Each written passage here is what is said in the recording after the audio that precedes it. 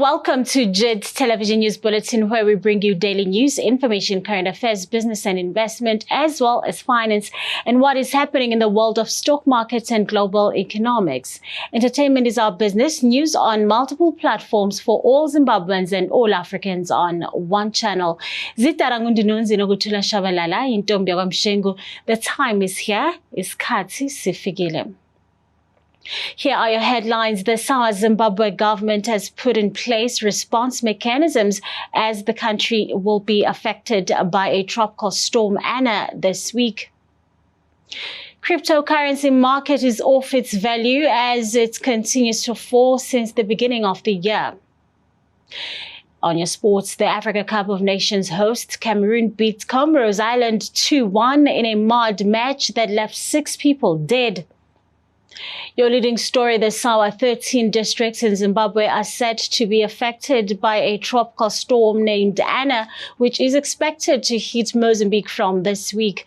The National Emergency Services Subcommittee held a meeting with focus on preparedness and response to tropical depression Anna, which is in Mozambique and will affect 13 districts spreading across Manicaland, Majingo, Mashonaland East and Central provinces. Meteorological Services Department Head of Forecast James Ngoma briefed the panel that the storm will be associated with strong winds and heavy downpours in areas such as Mudare, Shipinge and Nyanga. Civil Protection Unit Director Nathan Gomo says government has put in place disaster response mechanisms such as setting up evacuation centers in Shipinge and Shimani-Mani. In a notice released today by Met Services and the Department of Civil Protection, they are alerting the public in districts of Manicaland and Majingo provinces to secure loose items, including rooftops, and to keep on high ground. The trail of the storm will also sweep through Malawi with high probability of localized heavy rain, which may reduce visibility and cause riverine flash flooding, strong winds which may carry debris, roof sheets and break off tree branches. Meanwhile, incidents of climate change induce severe weather events, including tropical depressions that have maximum sustained surfaces. Winds of 33 knots or less are getting frequent in Zimbabwe. Here are the news. At least 17 people were killed when a fire set off explosions at a popular nightclub in Cameroon's capital, Yaoundé, according to reports from officials on Sunday. A government statement says the fire erupted at the Lives nightclub in Bestos neighborhood, causing deaths, with some people getting injured and were taken to the hospital. Adding to that, the workers at the nightclub say it was a short circuit that customers initially thought was a fireworks show. Reports say the explosions went off once the blaze spread to a place where cooking gas was being stored, causing panic. However, the tragedy came as the Central African country hosts the month-long African Football Cup of Nations tournament, and thousands of players, fans and match officials from across the continent have made their way to the country for the competition.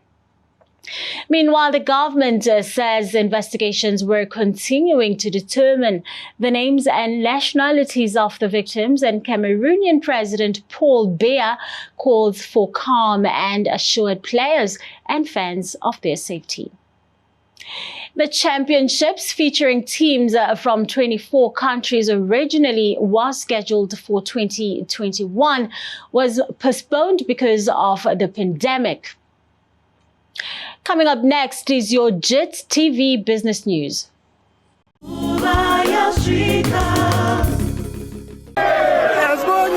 Sing it's your 18, 18, MOA 18. Prepare me pour me Italy, Asbonge,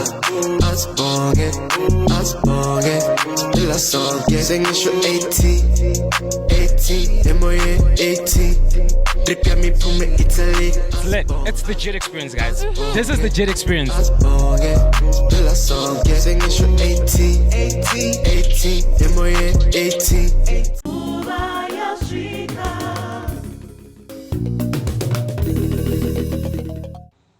Now let's see what's happening on your business news for JIT-TVzw. Players in the Zimbabwe textile and footwear industry say they have the potential to improve on their competitiveness and generate more foreign currency if government continues promulgating policies that stimulate productivity. Zimbabwe's trade promotion agency Zimtrade announces that exports from the textile and footwear industry in the region spiked by 85% to $32.3 million in the first 8 months of last year from $17.7 million in 2021.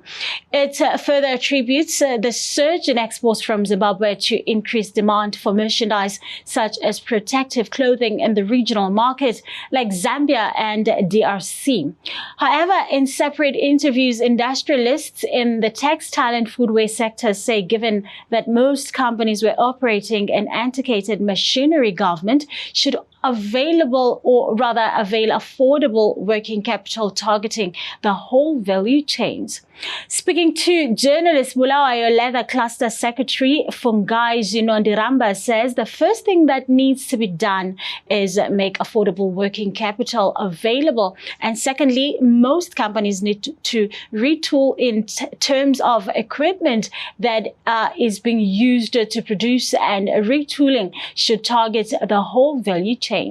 Meanwhile, official data from Zimtrade show that traditionally the local textile market sector exports products mainly to South Africa with an estimated export market share of 91.74%, Zambia 1.91%, Germany 0.34%, Malawi with an export contribution of 0.12%.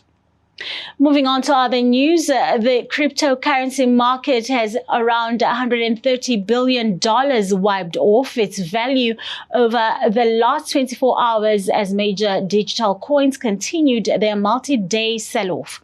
According to Coinmetrics, Bitcoin has been down around 4% at $33,755.57, while Ether plunged 7% to $2,239.08.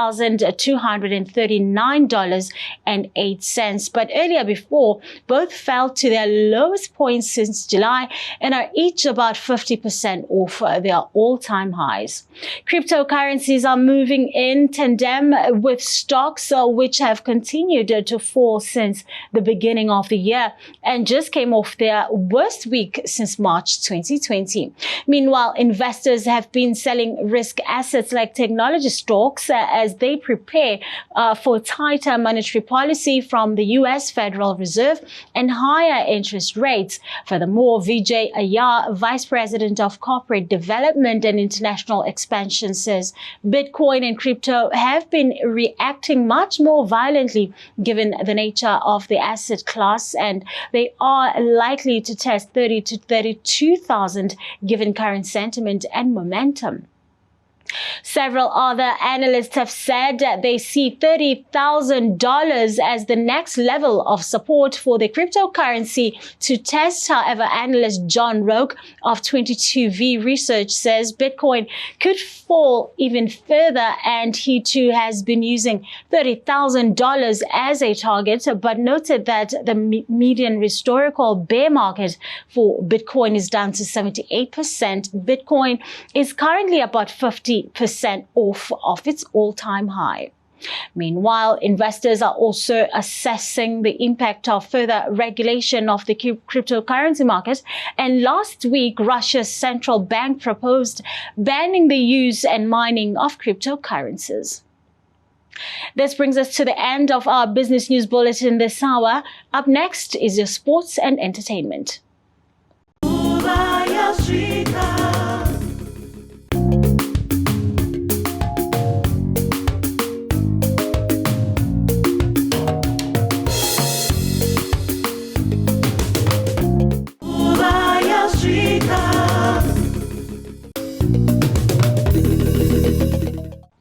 Welcome back. Now let's see what's happening on your sports on JIT TV this hour. Host Cameroon outclassed and beat 10-man Comoros Island 2-1 yesterday to advance to the African Cup of Nations quarterfinals at the expense of a team who had everything stacked against them in the last 16. However, the outcome of the match for the hosts was marred by a crush of fans trying to enter the stadium that left at least 6 people dead, according to an official. Naseri Paul Bear, governor of the central region of Cameroon, says there could be more casualties but are not in a position to give people the total number of casualties. That caught Nicholas Momi on the Achilles tendon, and a red card, however, was issued after the Ethiopian referee Bamla Tesema had been advised to review the incident on the pitch side VAR screen. Well, moving on to your other story right there, Zimbabwe Football Association are set to put in motion the recruitment process to hire a substantive coach to replace Norman Mabeza, whose contract ended last week following the Warriors' early exit from the African Cup of Nations. Mabeza has been working on an interim basis since September last year, filling the void left by the sacking of underperforming expatriate coach Zdravko Logorusic. Initially, Mabeza was supposed to take care of the last 4 2022 World Cup qualifying games, which ended in November last year, but the contract was extended further to cover the AFCON finals in Cameroon. ZIFA's acting head of Secretariat, Xolisa Kwesela, confirms the expiry of Mabeza's contract, citing that Mabeza's contract was for this tournament and is an interim arrangement that was made between him and ZIFA, and he confirms the contract ended at the tournament. However, Mabeza, who is fully employed by FC Platinum, will now revert to his club duties to prepare his side ahead of the resumption of the Kasalaga Premiership campaign. Members of his technical team, which comprised assistants Torai Manguiro, Mandla Mpofu, and goalkeepers trainer Energy Murambo Ndoro, are also set today to return to the club business. The Warriors need a substantive technical team to take the team forward, as the team has had a difficult run in the last 2 years in which they lost a massive 13 games from 22 outings. They won only twice when international football resumed in October 2020 after the COVID-19 outbreak. Well, this brings us to the end of our sports and entertainment news at JIT TV this hour. Coming up next is your weather report.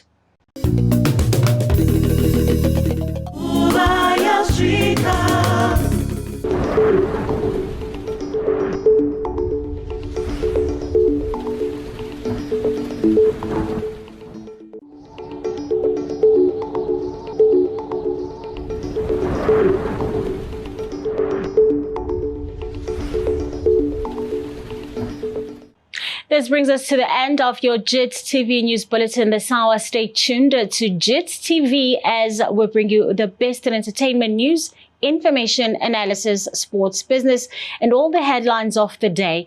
And to stay in touch on Twitter, Facebook, and our website at www.jit-tv.tv and leave a comment. My name is Nogutsula Shabalala in Tombia. See you same time tomorrow and stay connected. Cheers.